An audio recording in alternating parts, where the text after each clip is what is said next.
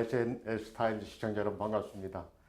바로 일전에 추석을 지내고 풍성한 가을의 완연한 향기가 있는 요즘, 아무튼 독서에는 가장 좋은 그런 계절인 것 같습니다. 벌써 학원집을 시작한 지가 벌써 8개월이 넘게 지나가고 있습니다. 이제 거의 마무리하는 그런 단계가 됐고요. 오늘은 이제 그 33강, 바로 이제 사람과의 관계에 대한 그러한 내용들을 살펴보도록 하겠습니다. 먼저 전체적인 글을 한번 살펴보도록 하죠. 인이라 만물 지중에 유인 최기하니 득 오기 지수하야 이품 기성고로 인계 서냐라. 사람이라 만물의 가운데 오직 사람이 최고 귀하니 5가지 기운에 빼어난 것을 얻어서 그 성품을 품부받은 고로 사람들이 모두 선하다, 이런 뜻입니다. 다음에는 부모라 부해 생하시고 모해 육아하시니 부유처냐요 모유지하라. 욕보 기덕인된 후천망극이로다. 부모다 아버지께서 나를 낳으시고 어머니께서 나를 기르셨으니 아버지는 하늘과 같고 어머니는 땅과 같구나. 그 덕을 갚고자 할진된 호천망극이로다. 끝이 없도다, 이런 뜻입니다. 사람의 가치는 늘 참 우리 인인 사람이 태어난 이후에 태초부터 늘 우주의 큰 온갖 사물 중에 과연 어떠한 위치를 차지하고 있을까 늘 고민해 왔습니다. 사람이라고 하는 것은 우주의 품성을 그대로 닮아서 어찌 보면 일반 동물이나 식물과 좀 다르게 사람이라고 하는 것은 우주의 마음을 그대로 간직하고 있다고 합니다. 사람의 형체를 보아도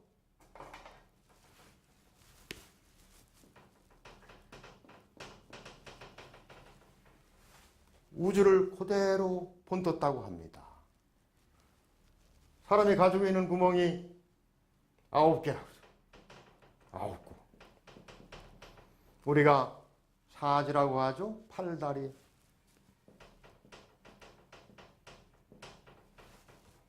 머리는 왜 이렇게 둥글까? 이 바로 우주의 모양을 사람의 형상이 그대로 본떴다고 얘기를 하죠. 머리가 둥근 것은 우주가 둥근 것을 그대로 형상화했다고 합니다. 사지라고 하는 것은 우리 팔다리, 동서남북 사방을 가리킨다고 하죠. 구규, 구멍규자를 씁니다만, 국이라고 하는 것은 중앙을 중심으로 해서 팔방, 무변광대한 우주의 모양을 사람은 그대로 형상화했다고 합니다. 성서에도 보면 하나님께서 태초에 흙으로 누구의 모양을 본땄다? 하나님의 모양을 본따서 그래서 사람을 빚었다고 합니다. 그리고 마지막으로 호흡을 주고 기를 불려줘서 사람으로서 창조가 된 것이죠. 하나님의 모양을 그대로 본뜬 것이죠. 우주의 모양을 그대로 본떴기 때문에 인간은 그렇게 소중하고 귀한 존재입니다. 옛날 어른들께서도 바로 사람이라고 하는 것이 이러한 온갖 우주 속에 있는 삼라만상, 동물, 식물, 짐승, 금수 모든 것들을 통해서도 가장 귀한 존재라고 합니다. 오기에 빼어남 5가지 기운, 사람이 가지고 있는 것은 7정도 얘기하고 4단도 얘기를 합니다. 이어서 기운을 얘기하는 것은 옥이라고 하는 것은 시, 뒷불, 노, 성내는 것, 우, 근심하는 것, 사, 생각하는 것, 공, 두려워하는 이런 마음들. 이걸 통상무옥이라고도 합니다. 희노애락애옥이라고 하는 것은 7정이죠. 7가지의 정. 이와 같이 기뻐하고 노하고 생각하고 근심하고 그리고 두려워하는 이러한 기운들을 그 중에서 빼어난 것들, 이것들을 잘 얻어서 조화롭게 잘 갈무리해서 그래서 그 성품을 품부받았다. 근데 품이라고 하는 뜻은 위에서 내려 받는다는 뜻입니다. 그 성품을 받았습니다. 우주에 있는 온갖 기운 중에서 그 중에서 가장 빼어난 기운들을 잘 얻어서 그 성품을 온전하게 사람 속에 내재시키고 그것을 하늘로부터 받아서 가지고 있기 때문에 사람들은 모두 선하다라고 이렇게 얘기를 하고 있습니다. 사람의 본성에 대해서 여러 가지 참 많은 학자들에 의해서 해석이 되어 왔죠. 과연 사람의 성품이라는 것은 선한 것이냐? 아니면 악한 것이냐? 그래서 성품이 선하다 그러면 성선설, 성품이 악하다 그러면 성악설 이렇게 얘기를 하죠. 동서양을 막론하고 사람의 성품이 악한 것이다 선한 것이다 끊임없이 논쟁이 되어 왔습니다.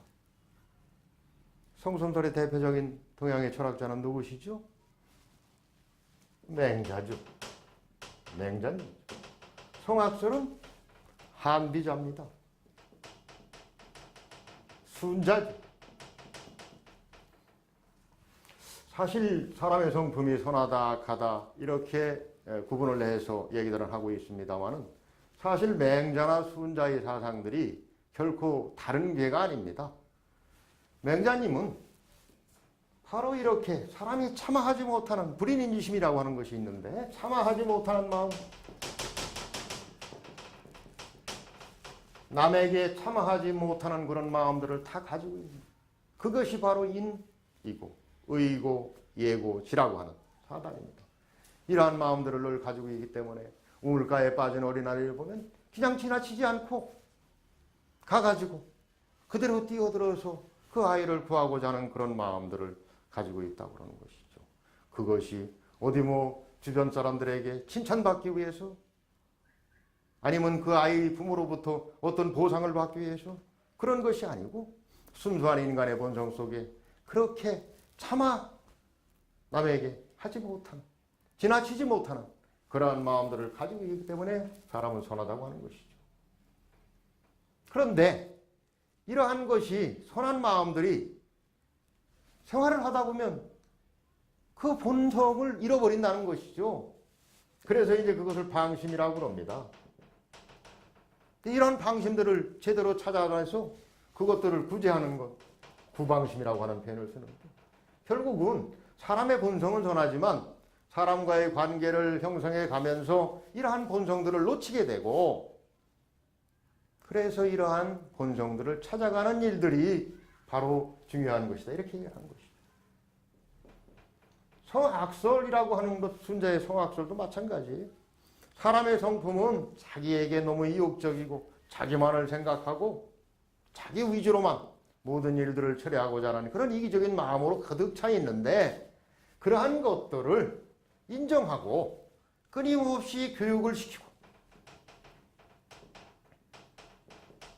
그리고 수련을 통해서 그러한 마음들을 극복을 해서 선하고 아름다운 세상을 만들고자 하는 그러한 어떤 통치의 이념이나 이상은 동일한 거라고 생각이 되어집니다.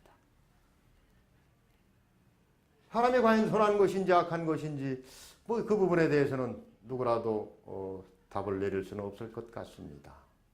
늘 사람 속에는 이 선과 악이라고 하는 것이 늘 존재하기 때문에 그렇습니다.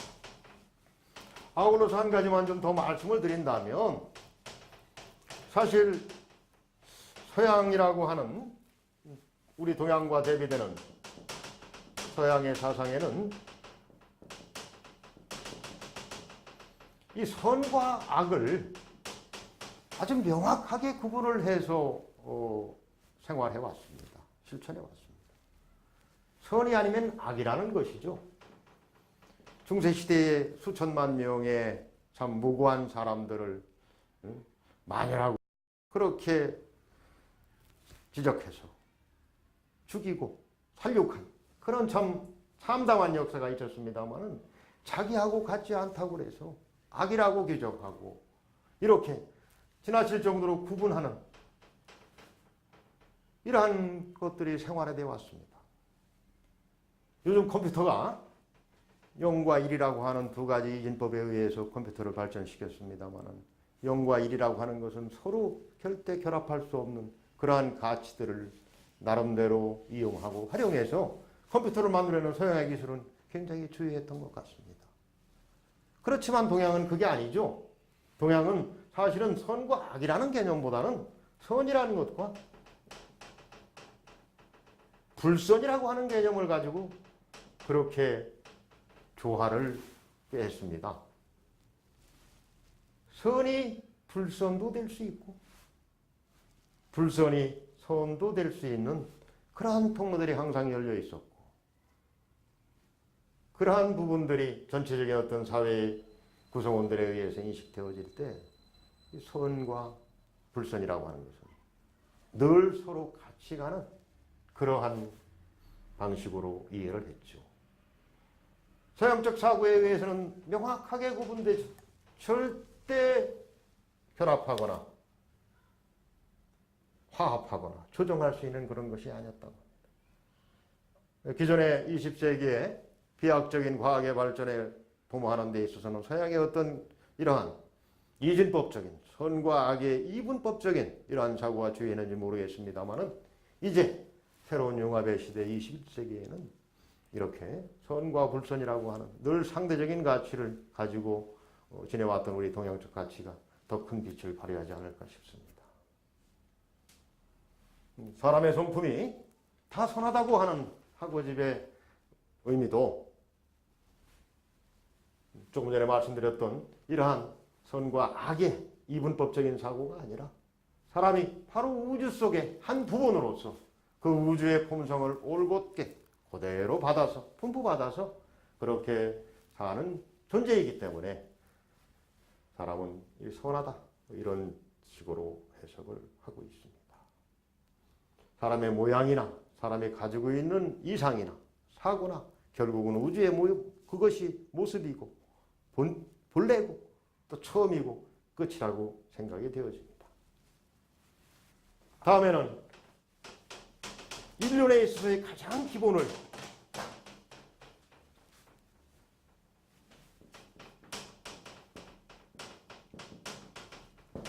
바로 아비와 에미, 부모입니다. 나라고 하는 존재를 과연 누가 만들었을까? 하늘의 뜻이죠. 그렇지만 직접적으로 나를 낳으신 것은 아버지가 나를 낳으신 거예요. 어미가 10개월이라고 하는 그러한 수태의 기간을 거쳐서 아이를 낳기 때문에 애를 낳는 것은 애미가 낳는다, 이런 얘기를 합니다만, 사실은 애미는 잠시 몸을 빌리는 것뿐이에요. 애비가 자식을 낳는 겁니다. 어미는 낳은 자식을 기르는 역할이죠. 과학적으로 그 부분에 대한 어떠한 규명이나, 물론 부모 모두가 자식을 만드는데 당연히 XY라고 하는 염색체의 결합에 의해서 이루어지는 것이긴 합니다만은, 그 기질은, 그 뜻은, 그 계통은 바로 애비를 통해서 이루어지기 때문에, 낳고 기르는 것이 부모가 따로 있겠습니까마는, 낳고 기르는 그 생육의 관계를 굳이 어느 부분이 더 중요하냐라고 한다면 바로 나를 낳은 건 애비라는 거죠. 낳는 과정에 더 지대한 역할은 애비가 했다는 겁니다. 기르는 것은 애비가 기르는 것이죠. 아버지가 나를 낳으시고, 이 해라고 하는 오조사는 어떤 주어로서도 쓰일 수가 있습니다. 주어에 붙는 조사죠. 누구가 누구는 또는 뭐뭐 하다라고 하는 그러한 조동사의 역할도 담당을 합니다. 아버지께서는 나를 낳으시고 어머니께서는 나를 기르셨으니 아버지는 하늘과 같을 유자입니다. 하늘과 같고 어머니는 땅과 같다. 여러 차례 걸쳐 이 시간을 통해서 말씀드렸습니다만 우주의 모든 만물들이 어떤 하나의 기운으로서 이루어지는 게 아닙니다. 양이든 음이든 이건 음자죠. 날일자를 쓴 것은 양자입니다. 약자를 썼습니다마는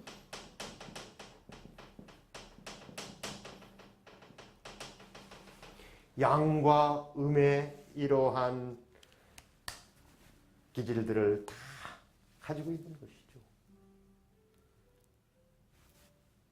애비와 하늘은 양의 기질이죠. 애미와 땅은 음의 기질이죠. 음이 강하고 양이 약하다 이런 뜻이 아닙니다. 양이라고 하는 것은 발산하고 알리고 펼치고 하는 이런 뜻이고, 음이라고 하는 것은 감싸고 안아주고 보호해주고 이런 뜻이죠. 하늘의 품성이라고 하는 것은 하늘에는 해가 있고 별이 있는 것이죠.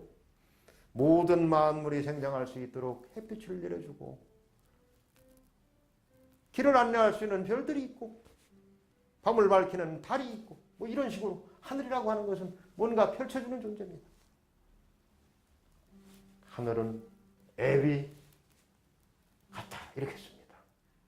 애비 품성이 하늘과 같다고 그랬습니다.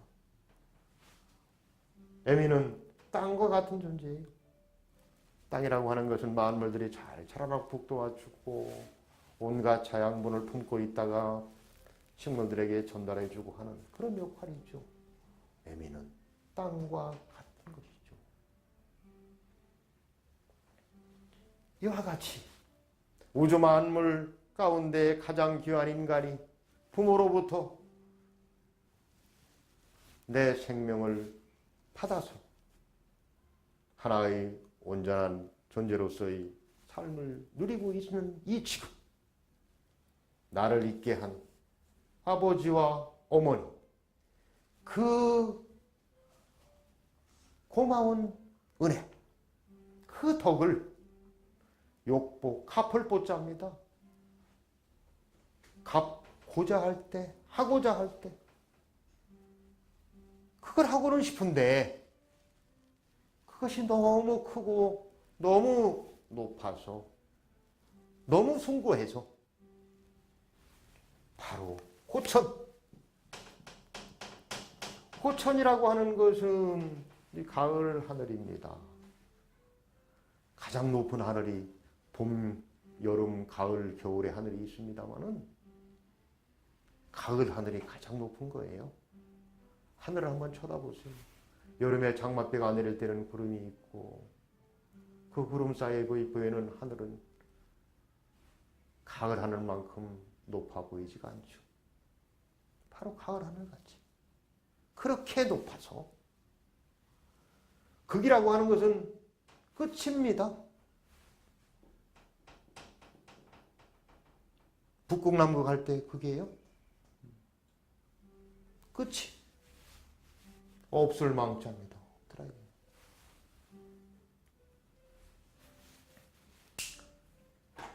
수풍지탄이라는 게 있습니다. 부모님의 은혜를 늘 얘기하는 것이죠.